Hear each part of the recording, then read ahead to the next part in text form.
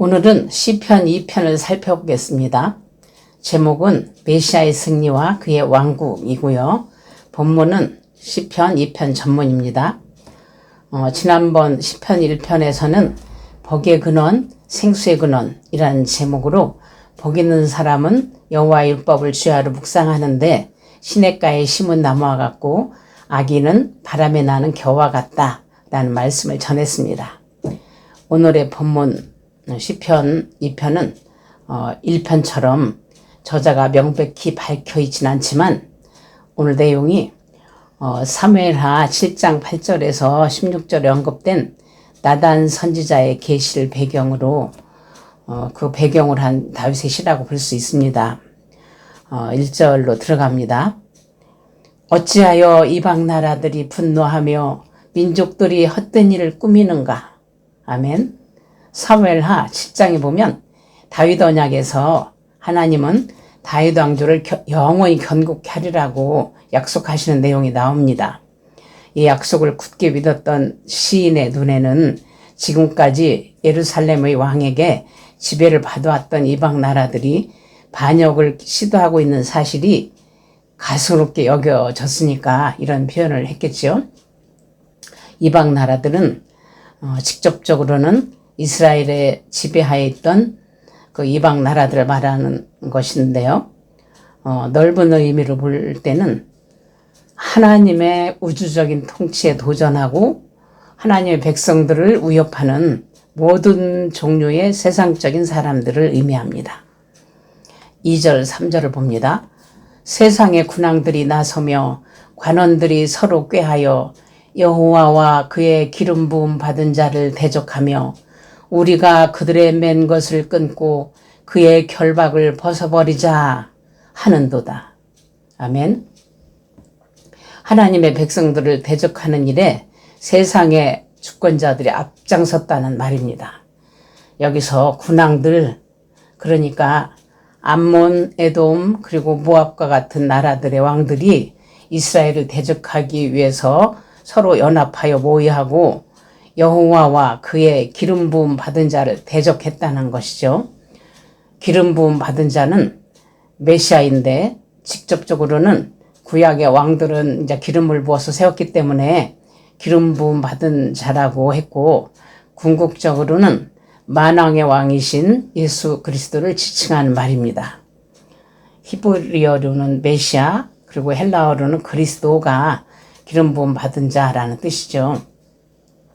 세상의 군왕들이 여호와와 그의 기름 부음 받은 자를 대적하며 하나님의 지배와 그의 율법에서 벗어나 육체적인 자유를 찾아 살고자 했다는 것이죠. 4절을 봅니다. 하늘에 계신 이가 웃으시며 주께서 그들을 비웃으시리로다. 아멘. 여기서 하나님 웃으신다는 표현은 인간의 형상으로 신성을 표현하는 신인 동형론적 표현입니다. 하나님은 원래 형상이 없으시지만 그렇게 표현을 하는 겁니다. 주께서 비웃으신다라고 했는데 모든 만물 위에 뛰어나신 우리 하나님께서 그들의 반역과 음모를 가만두지 않는다라는 암시를 담고 있는 표현이죠. 2절, 3절은 세상의 군왕들이 하나님을 의도적으로 대적하기를 꾀하고 있는데 우리가 여기서 생각해 볼 점은 본성이 타락한 우리 인간들이지만 어떤 일을 함에 있어서 참 나쁜 결과가 나왔다고 할 때 그 행동의 결과가 어떤 의도에서 나왔느냐는 참 중요하다고 생각합니다. 상대에게 유익을 주려고 한 행동이 나쁜 결과로 나오는 경우도 있잖아요. 그래서 범죄자들을 다룰 때도 법에서 참고사항이 되곤 합니다. 우리가 하나님 앞에서 죄를 짓는 것도 의도적이냐 연약해서 나온 행동이냐 하는 점 또한 하나님 앞에서는 참고사항이 되리라 여겨집니다. 5절 6절을 봅니다.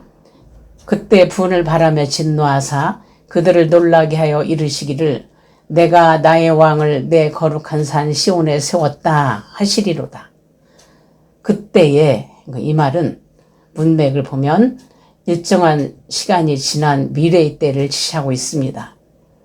하나님과 기름 부음 받은 자를 대적하는 자들을 즉시로 심판하는 게 아니라 일정한 기간 동안 방치해 두셨다가 하나님의 시간이 되면 하는 것이죠. 오래 참으시고 회개할 기간도 주시는 하나님이시기 때문에 즉석에서 심판하시는 경우는 여간해서 없지요.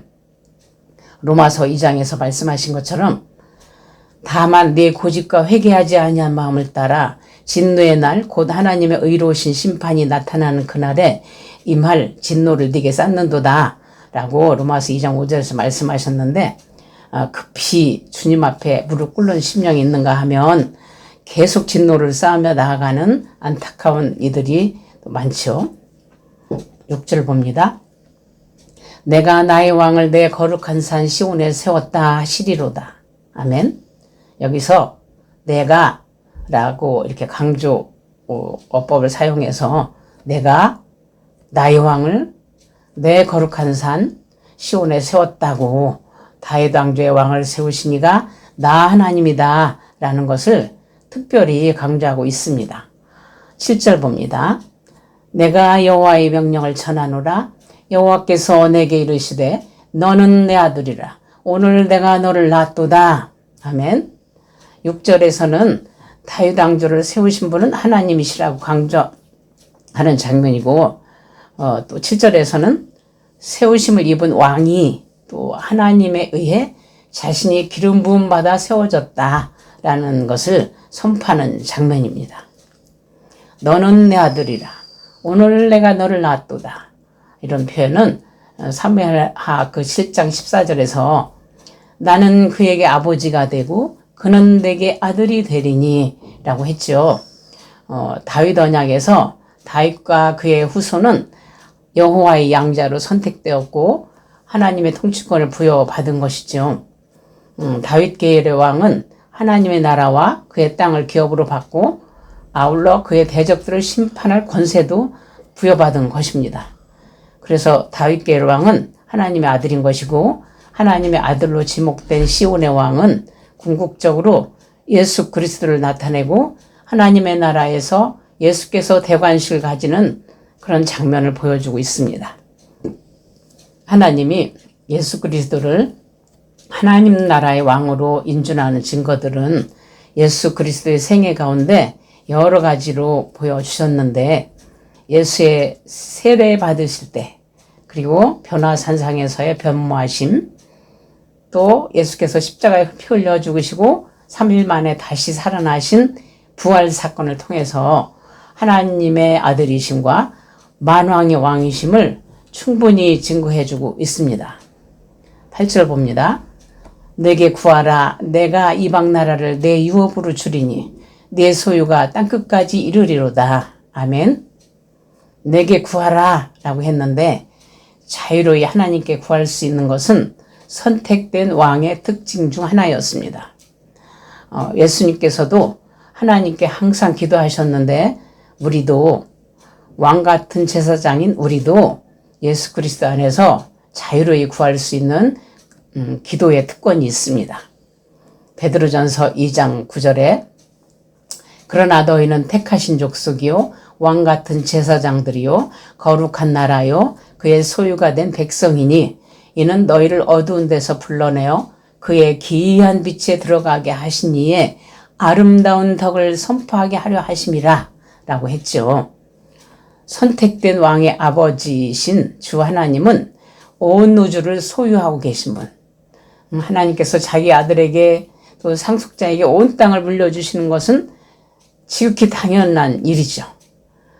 그리고 그의 소유가 땅끝까지 이르겠다는 표현은 그의 통치가 온 세상에 미칠 것이라는 의미를 나타내는 것입니다. 하나님께서 자기의 택하신 자녀에게 아낌없이 주시는 우주적인 통치는 다윗의 후손인 예수님에게서 실현되었습니다. 예수 그리스도 안에서 우리는 아브라함의 복을 받은 자들이기 때문에 한량없는 하나님 나라의 확장을 위하여 예수 그리스도의 이름으로 구하고 또 구하여야 할 줄로 믿습니다. 9절을 봅니다. 네가 철장으로 그들을 깨뜨리며 질그릇같이 부수리라 하시도다. 아멘. 질그릇은 손만 대도 깨질 정도로 힘이 없습니다.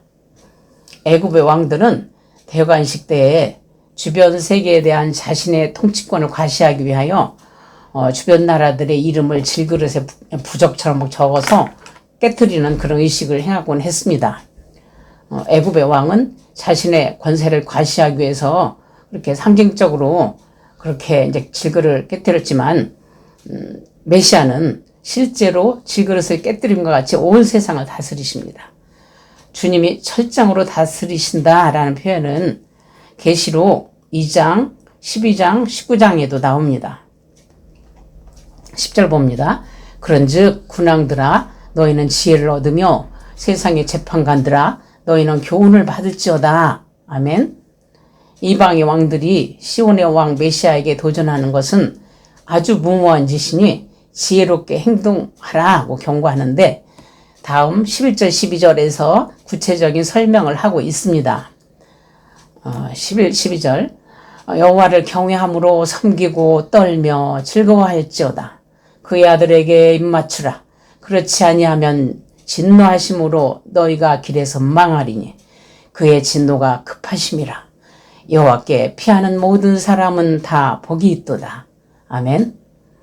신앙적인 차원에서 여호와 하나님을 믿고 섬기며 정치적인 차원에서 여호와께서 세우신 왕에게 복종하면서 다윗 왕조의 속국으로 만족하라는 것입니다. 여기서 그의 아들에게 입맞추라 라는 표현은 성경에서 발에 입맞추는 행위는 종으로 복종하겠다라는 그런 의사표시였고요. 손에 입맞추는 것은 상대방에 대한 경배 표시였습니다. 그 시인은 하나님이 세우신 왕에게 왕으로 계속 모시겠다는 복종의 표시로 경의를 표하라고 이방의 왕들에게 촉구하고 있는 것입니다. 오늘 말씀을 한마디로 요약하면 그 아들에게 입맞추는 자 여호와께 피하는 모든 사람은 다 보호를 받게 되고 복이 있다고 마무리를 하고 있는데요.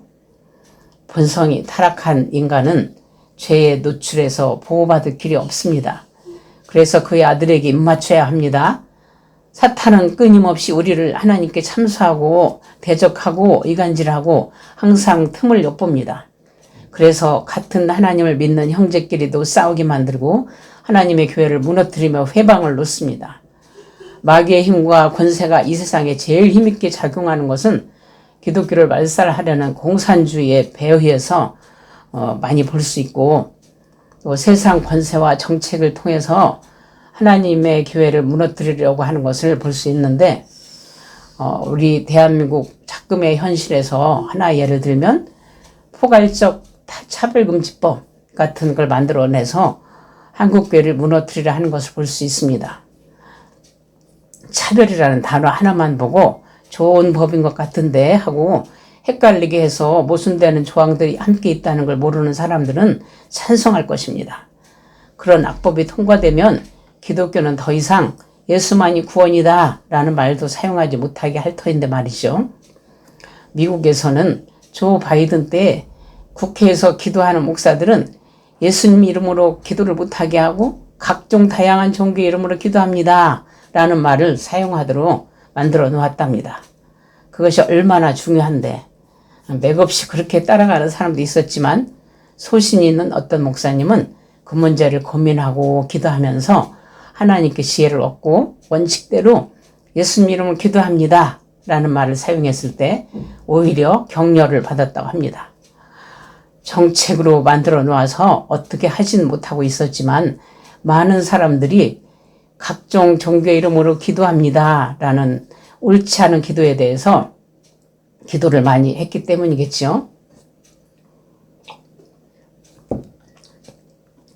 동성애를 지지하는 법도 보면 성소수자인데 보호해야지 하겠지만 소수자 아닌 대수자를 역차별하는 법이라면 잘못된 것이 아니냐고요. 이 세상이 지속하는 한 그 국가적으로도 개인적으로도 크고 작은 문제들은 끊임없이 일어날 터인데 문제의 답은 우리 주님이시기 때문에 우리는 소망을 잃지 않고 주님이 하실 일들을 기대하며 기도와 찬양을 지속하는 것입니다. 혈과 육에 속한 다윗의 왕조는 망하여 무너졌지만 다윗의 후손으로 오신 예수님께서는 부활하셨고 땅에 속한 나라를 하늘에 속한 나라로 완성하셨기 때문에 그분이 통치하심을 세상의 높고 낮은 모든 자에게 전해야 합니다. 주님 앞에 들어와 무릎 꿇고 그를 섬기라고 권면해야 합니다. 사슬에 묶인 사도 바울도 아그리빠 왕 앞에서 당신뿐만 아니라 오늘 내 말을 듣는 모든 사람도 다 이렇게 결박된 것 외에는 나와 같이 되기를 하나님께 원하나이다 라고 사도행전 26장 29절에서 말씀했던 것처럼 그 아들에게 입맞추라고 그 왕 앞에 복종하라고 권면을 해야 합니다. 오랫동안 고난 가운데 있다면 복음 전하는데 위축이 될 수도 있습니다.